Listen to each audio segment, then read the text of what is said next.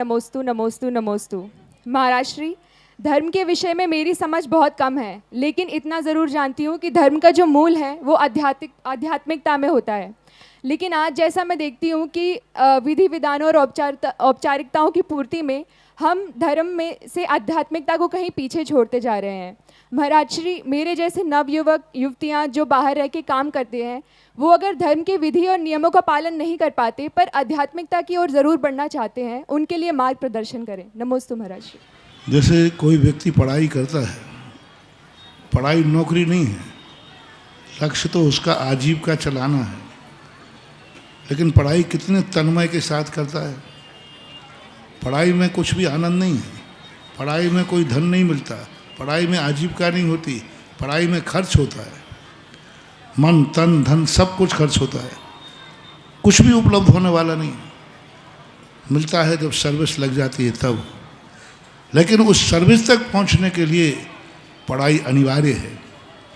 इसी प्रकार अध्यात्म आत्मा की आजीविका है, उस तक पहुंचने के लिए ये क्रियाकर्म ऐसे ही हैं जैसे सर्विस को प्राप्त करने के लिए पढ़ाई जरूरी है। पढ़ाई में कुछ भी हासिल नहीं होता, कुछ भी हासिल नहीं होता। पढ़ना ही है, खर्च ही करना है, फीस भरो, किताबें खरीदो, टेंशन करो, रात में जागो। मेहनत, कितना मेहनत पड़ती है पढ़ने में, आपको मालूम है। आपने जब पढ़ाई की होगी कितनी मेहनत हुई होगी, उसमें तुम्हें क्या मिला? पढ़ाई में मिला कि पढ़ाई के बाद मिला? पढ़ाई के बाद। हाँ, तो पढ़ाई में तो कुछ नहीं मिला। ऐसा ही क्रियाकांडों में कुछ नहीं मिलता है, लेकिन क्रियाकांड के बाद वो मिलता है जिसे अध्यात्म कहते हैं।